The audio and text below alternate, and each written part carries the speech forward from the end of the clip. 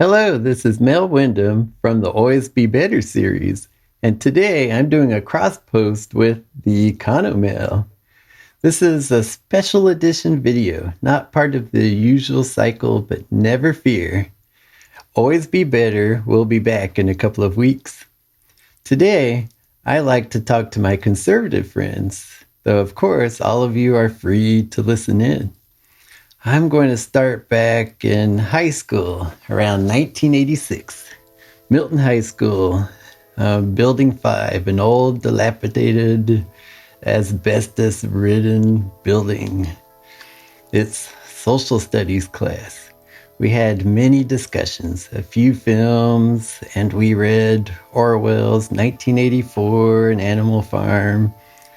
We learned about racism, the rise of Hitler, and other terrible events. And we students talked amongst ourselves with a little help from the teacher. We wondered, in each of these terrible events, why couldn't people see what was really going on? Why did they allow these bad things to happen? It was very easy for us all to agree and resolve that we're never going to let this happen, not on our watch. We could see that it was all wrong, and we learned the signs so that should it ever happen again, we would not support it. If we hone in on the Hitler story, he had received a lot of help from the public. They ate up his message that Jews were the cause of everything that ailed the country. At first, he tried to deport the Jews to Madagascar, but then when that failed, he started sending them to concentration camps where millions were killed. And on the most part, Hitler shielded the public with lies. The Jews, they're being sent to some resettlements off to the east, when in fact, they were being sent to their deaths. But eventually, later, the truth came out. And when everything was said and done, a large portion of the German population was riddled with incredible guilt for what they had allowed. Many of them regretted supporting Hitler and how it led to the deaths of millions. And again comes that question we asked in class. Why couldn't the people see what was going on? In this respect, part of me is actually a little excited because now I get to witness this exact same phenomenon in real time. I'm seeing many of the same signs, which are as clear as day to me. Because, well, like I've said before, we were educated in high school to recognize them. And I didn't skip reading those books designed to help history not to repeat itself. And I'm wondering today, why can't the majority of my friends see these signs? Why are they allowing this all to happen? My biggest fear is that when everything is said and done, are you also going to have that same incredible guilt to carry for the rest of your lives, having no way to go back in time and change your past actions? And that's why I see that now is a turning point. A last chance, as you will. A last chance to help avoid this lifetime of guilt. And yes, many of you tell me that I have TDS, Trump Derangement Syndrome. That is, no matter how good Trump may be, I'll never be satisfied. He could say oxygen is good, and then I'd suffocate myself. While the GOP is executing good solutions, my only goal is to hate Trump. But the truth is, I don't hate Trump as a person. In fact, most of you already know that I have this strange admiration of the guy. Oh, check this out. I got a little Trump coin there. I don't know if that's coming through. But we'll see. I'm just amazed at how much he gets away with. I wish I could do that. But I'm just having trouble seeing the emperor's new clothes.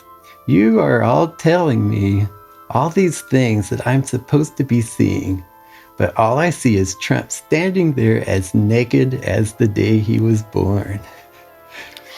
And most of you know me. I'm a numbers guy and a strong proponent of the scientific method, which guides my day job every day. And I see the data, I see the logic, and I just don't like what I see. If Trump were actually doing good, he'd have my full support. In fact, that's why I put together my lunch tracker, so that if Trump ends up not being that bad, I will owe a lot of my conservative friends lunch. You know, scientific method. Prove me wrong, and I'm happy to accept the truth. But to be honest, now I don't think the lunch is going to happen. From day one of Trump's second term, I'm beyond devastated with the path he has chosen. In fact, I would say that it's much worse than I had initially imagined. The warning signs could not possibly be any clearer. And you can't see it yet? Well, let me ask you some questions. I'd like for you to examine your own situation today. Are you happy with the way things are right now? I'm not talking about what you think is coming down the pike or what Trump is promising you, but what is actually happening today? Are you better off now than you were 10 years ago? Has your grocery bill gone down? How much money have you given to Trump? And what has Trump done for you in return? Are you richer? Are you prospering? And now for the kicker. How long has it been that Trump has been promising these good things and good times? How much longer are you going to wait? I personally think that Trump is a con man who is really good at promising things, but not so good at delivering. It's always just around the corner. Now let me show you something. I took some Dow Jones data from Fred, the Federal Reserve of St. Louis, and I indexed the levels to Inauguration Day for the last 3 presidents, Trump 1.0, Biden, and Trump 2.0. And I looked at the first 70 days. In both 2017 and 2021, the stock market enjoyed around 5% growth over the first 70 days. However, look at Trump 2.0. The Dow Jones has lost over 5% of its value, and it's still going down. Currently, the Atlanta Reserve is forecasting negative GDP growth for 2025 quarter one. So usually, the sitting president doesn't really affect how the stock market is doing. But in this case, we know what's driving the downturn. And yes, it is Trump. The tariffs that he's installed and the ones that he's threatening. It's the instability that he is causing, the job loss that he's directly affecting, pain points in government office that are now woefully understaffed and unable to meet our current demands of their services. And he's showing the rest of the world that they can no longer rely on us. It's already taking a toll on our economy, and it's only just beginning. And remember, why did Trump win? Because it came down to a lot of independent voters who thought that he would be better for the economy. But I ask you now, do you think things are going to turn around anytime soon? Well, think about this. What would a 50% tariff on oil do to our gas prices? The national price right now for gas is around $3. It may take a couple of months as gas stations work through their current inventory, but eventually, if we add 50%, it's going to get up to $4.50. What is that going to do to your current situation and your grocery bill? And I've seen what Fox News is reporting. Lots of nice spin about the good things that Trump is doing. But they are silent on the many stories going around that thousands and possibly millions of people who are already starting to hurt because of the decisions that have been made these last 70 days. Farmers, sick people who can no longer obtain needed medications, innocent people who have been here legally and deported without due process, signed contracts that are now null and void, and so on. You're missing these stories because Trump tells you not to listen to them. He talks about the lamestream media and their liberal bias. But what he doesn't tell you is that these outlets are among the last remaining ones who actually check their sources and still hold to fundamental journalistic principles. And Trump knows that if you listen to them, you would learn the truth and he would lose his power over all of us. And I try to share these stories. Some people do end up listening, but most of them resist. They dismiss it as liberal lies or fake news, or they say they'll get around to looking at it, but they never find the time. And remember those danger signs I told you about that we learned in high school? Well, you're not seeing them because you're doing exactly what Trump wants you to do, avoiding those outlets that would actually reveal what he's doing. And I know many of you tell me I'm the one brainwashed and how everything I say sounds liberal. But the thing is, I'm not a Democrat. I've been there. I've done that. I'm also not a Republican. I've been there, done that.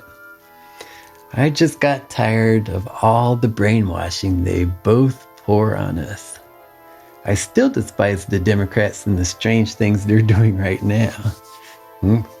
I kid you not, just a couple of days ago, one liberal told me how much of a Trump-supporting tool I was. You see, to them, I sound conservative. Look, I'm just a human being, just trying to do the best I can. Now that I belong to no party, I feel much more free and able to see these things. While many of you are sticking to conservative outlets, I'm considering stories from all kinds of news sources, and I try my best to remove bias from both sides so that I can get down to the truth. And that's why I work so hard to share what I'm witnessing, because if I'm right, things are going to get worse. And then you may realize too late what was allowed. But giving you the benefit of the doubt for a moment, what if you all turn out to be right? Well, what happens to me then? Well, nothing.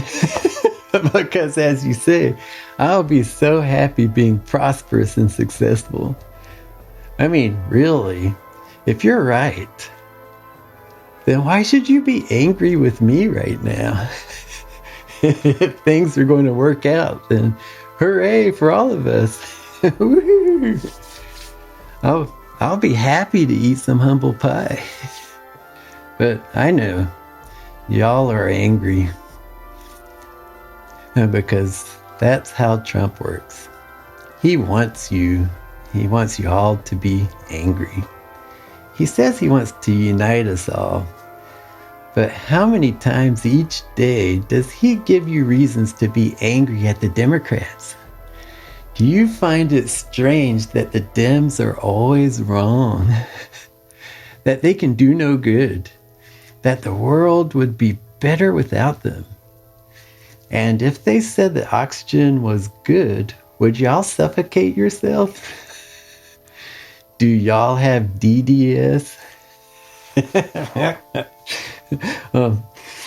Sorry if I'm pushing things a little far here. I realize it's not your fault. Trump wants you to be angry because that's how he keeps control over you.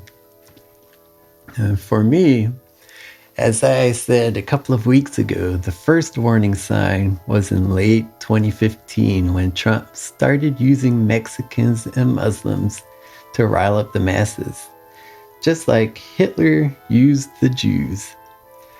Remember how Hitler said the Jews were the cause of everyone's ills?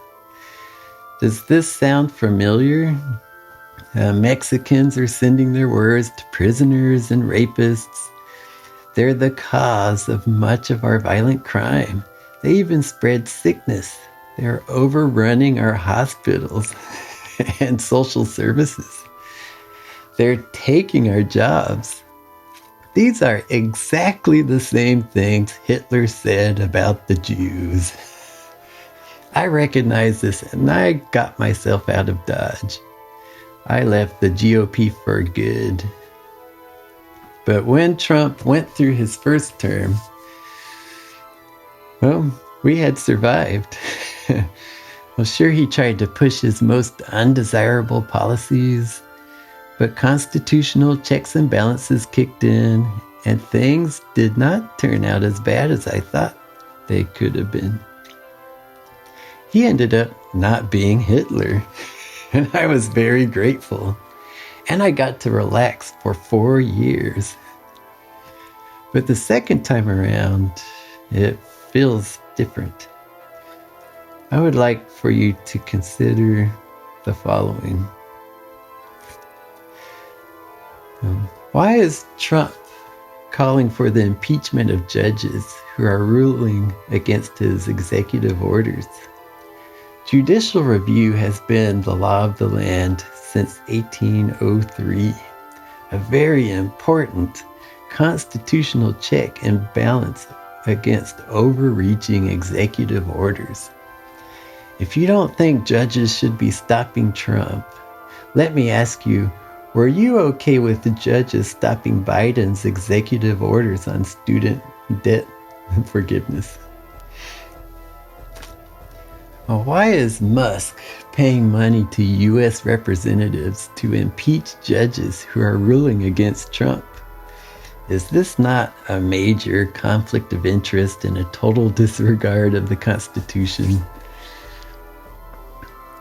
Do you find it weird that Trump wrote a couple of executive orders targeting specific law firms that had participated in lawsuits against him and his interests? The language in these executive orders goes as far as to mention their weaponization of the government and abuse of law enforcement against political opponents. But in singling out these law firms, isn't Trump actually weaponizing executive orders against his political opponents? Have you taken a look at the people Trump has pardoned? There are the J6 protesters who showed their support to Trump, and most of the others tend to be masters of fraud, but only those who supported Trump. And have you ever wondered why Trump pushes cryptocurrency when it is a major source of money laundering and fraud? It's also a haven of Ponzi schemes that promise high value but then rob many poor people of their life savings. What about Trump trying to get people to buy Teslas? Sorry. Practically running a 30-minute commercial for Musk in the White House front yard. Does that not scream conflict of interest? What about all the other billionaires Trump has picked to work for him, who all stand to profit quite nicely from their posts? And do you find it strange that Elon Musk is trying to replace a lot of government workers and contracts with his own employees and companies? Isn't this a major conflict of interest in which he can unfairly enrich himself with Trump's help? If Musk is so concerned about efficiency, why would he gut 18F, which had made great strides over the past few years in the area of efficiency, and which was about to expand? Why is Musk giving people a chance to win $1 million each for voting in the Wisconsin judicial race? Musk has a lot invested in this because of a lawsuit against Tesla. And this may be normal among corporations, but as a government official, it's a huge conflict of interest. Do you not see a pattern of corruption and massive conflicts of interest in all this? And how almost everything Trump does has the only goal of increasing the ability of him and his friends to commit fraud, make lots of money, grab much more power, and all on our backs. For those of you that know this term, doesn't this sound like the very definition of a Gadianton robber? Do you not find it strange that Trump has declared emergencies where none really exist? Why is there an energy emergency when we've been a net exporter of primary energy for the last several years? Why is he invoking the Alien Enemies Act when we aren't at war with anyone? And did you know that Trump has stopped all refugees from entering the U.S. except for South African white people who aren't really under persecution? And does that remind you of anyone? Well, why is Trump trying to deport many Venezuelans, the majority of whom came here legally through the Temporary Protected Status Program? Fox News doesn't tell you that they all filled out the required paperwork and that they were invited to come here to the U.S. to seek refuge away from the troubles in their home country. And what about Trump trying to deny them due process and access to their lawyers, rights that are specifically guaranteed by the 14th Amendment to any person? How can the guilt of a person be established without due process? And did you hear Marco Rubio a couple of days ago announce that the majority of those hurriedly rushed to El Salvador weren't necessary members of Tren de Aragua? And officials have also admitted to deporting a perfectly legal alien due to a typographical error.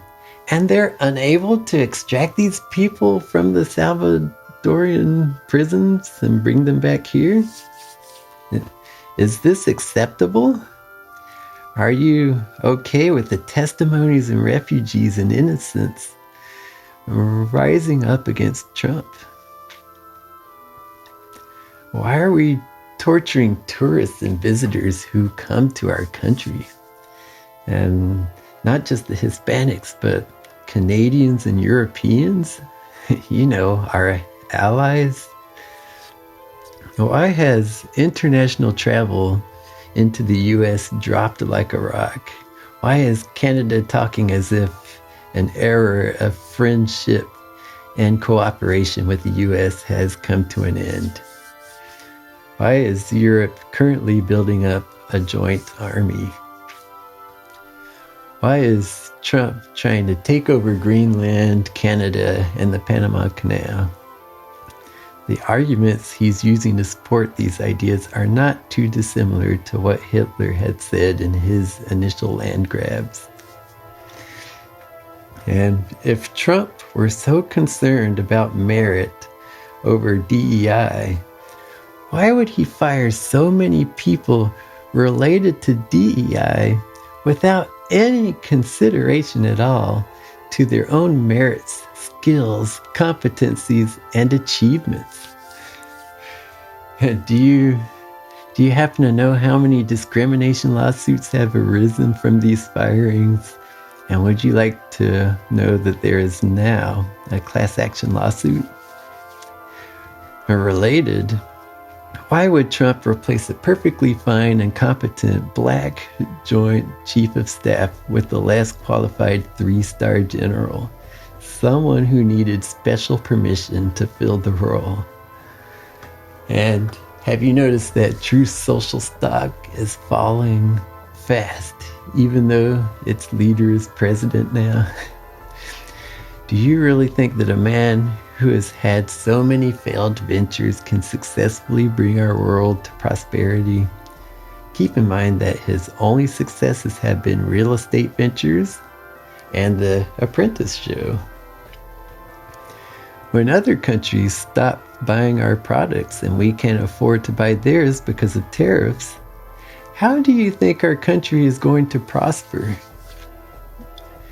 And did you know that because we've ended promised aid payments, millions of people will no longer be able to obtain their medicines? They could either die, or another country such as China could swoop in to provide aid in our absence and build their own influence and power while we grow weaker. Yeah, I could continue on about more of these signs. There are so many, but I do need to come to an end. I challenge you to just look and see what's out there. I think you would be shocked to learn what Fox News isn't telling you, while the rest of the world more than knows what's happening. I think you'd be shocked to hear what foreigners are telling Americans as they travel abroad. And did you know that some of our tourists even try to pretend that they're Canadian? And gosh darn it, foreign entities want us to fight each other, American versus American, because the weaker we get, the stronger they get. Aren't we better than this? It's not too late. We could work together and become that great nation we once were, united and strong. And just so that you know, if I'm right, well, I'm taking a major risk here, painting a big red X on my back. I realize that eventually this video could very well put me on a plane to El Salvador. But hey, maybe I'll get a tattoo out of it. And so, why am I doing this? Because a couple of days ago, I was troubled. Like I had forgotten to do something, or something majorly bad was about to happen. I was losing sleep over it, and even my dreams were haunting me. And it wasn't until I came up with the idea to do this video that I was finally able to get back to sleep. I'm supposed to do this, but honestly, I don't know why. Most of my efforts are usually ignored, but perhaps this video will reach a few of you. Or at least create enough curiosity to help you bite that bullet and actually check out those lamestream media stories that the vast majority of the rest of the world is reading. Look, you guys are great, and I love y'all. I worry about you, But if I'm right, when everything is said and done, I won't be able to do anything at all to help remove your guilt. That will all be on you. I will sympathize and still be your friends.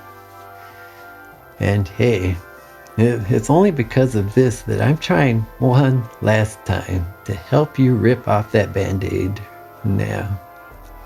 It's not too late. With enough public opinion turned against Trump, he can be stopped. And we can get our country back. We could return back to normal. Because after all, isn't that what we all desire? I'd also like for you all to know that I'm doing great. I haven't given any money to Trump, nor to Biden, nor to any other politician. Because that's my money. And I'm entirely free. My conscience is clear.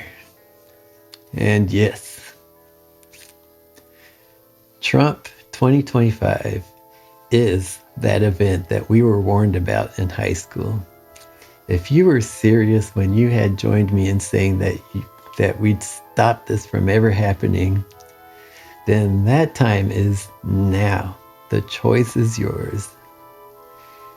If you've made it this far, I thank you profusely. Hopefully we can survive this.